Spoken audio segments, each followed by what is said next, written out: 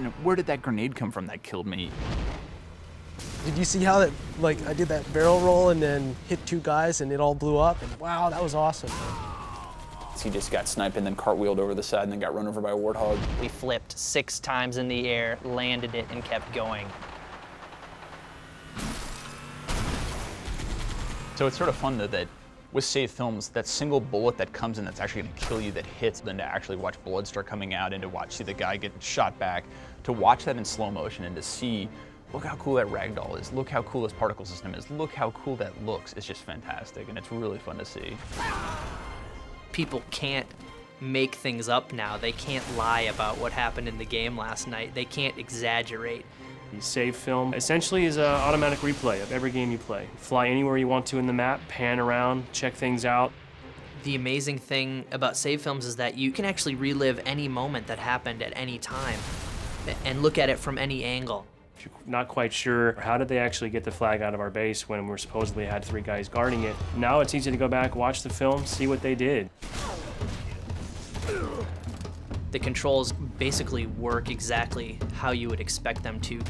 It's so simple conceptually, but making it a reality, it took years. Your first person, if you click the right stick, it shows you what that person was looking at from third person. The other option you have while you're following someone in third person is to break out into a orbiting cam. So anytime you hit the right stick, you automatically move out into this orbiting camera and you can zoom in and out. I'll say it. I did not know that the Warthog actually had like an internal like dash lights and crap. And so then like I'm flying around and I'm like, wait, what? Like there's actually like lights in here? There's 2 ways to rewind. You can either press left on the D-pad, which is a shortcut, or you can bring up the control pad, highlight the back button on the control pad, press A, and you'll rewind that way. Every time that someone rewinds in a save film, I hold my breath because there's like, it's like God reaching in and being like, make magic happen, and then it magically just keeps working. Like, the complexity of that system is so insane. Now, the other cool thing is the ability to go into flying camera, and you do that by hitting the Y button, and that breaks you out into a free roaming camera. You can watch it from above and you can see what you did, maybe get a perspective where you can actually see the impact of that grenade you threw and zoom in really closely on the action that happened after that. So there's one group who's like, no, don't allow it. They're gonna see too many lies. It's a pain in the ass. The other side was like, look, flying cam is cool as shit. It actually is a big deal. When you're in flying camera, if you hold in the left trigger, you can actually fly around the map faster. And then the right trigger is your speed control. If you hold down the right trigger in just a little, you'll notice it's slow motion. And if you hold it in all the way, it actually becomes fast forward. I want people to be able to make those snippets, be able to make those moments and share them and be like, look at this awesome game, look at these crazy things I did, and that's so awesome. And I want that to be inside our engine, not to have to go to some external site. Save films and Forge, I think, represent the coolest features that we have in Halo 3. We're giving them the tools to basically play Halo how they want to play it. They can set up any map however they see fit. It's just crazy how much a map will change with just a small variation of either weapon placement or just where the flag spawns in CTF. If you don't like it there, move it 1 meter to the right. If you want to in Forge, you could build your own base on the beach, maybe add some turrets for defense, add some crates to hide behind. Try building a building out of fusion coils and then blow it up.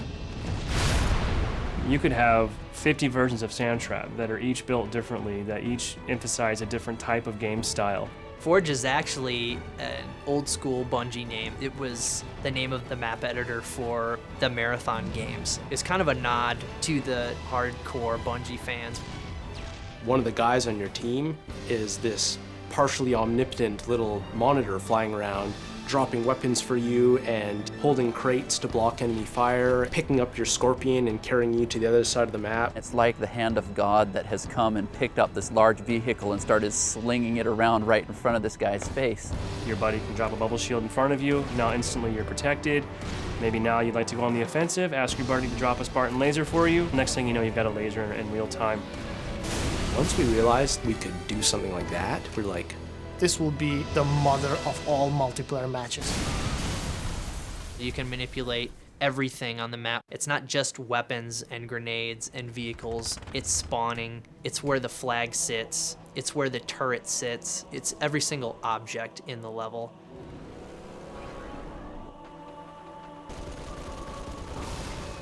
They're gonna love the Forge because they can spend hours dropping tanks on each other. Each item has a cost associated with it.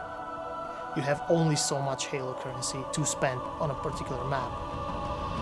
Yeah, I've joked that people are gonna take our maps that are broken and within a week they're gonna fix them because they're actually gonna make the real version of like, hey, you know what, Bungie, your version of territories in this level sucked and here's the real one. we're not really sure what people are gonna do. People are gonna figure out new ways to use the Forge that I think we don't even understand or know are possible yet. The next crazy thing that you're like, oh my god, they just took Forge and they took save films of that and they added voiceovers and they just did Macbeth. Holy crap, like that's crazy and that's awesome. Everyone's riffing off each other's ideas, and then all of a sudden, some diamond just emerges from it where everyone needs to have this map. Oh, this is so cool. I can't believe we're actually letting people do this. This is the stuff that's going to keep people playing for years on end, that's going to make a billion hours get logged on Xbox Live. This is the thing that is going to really set our game apart from the rest, I think.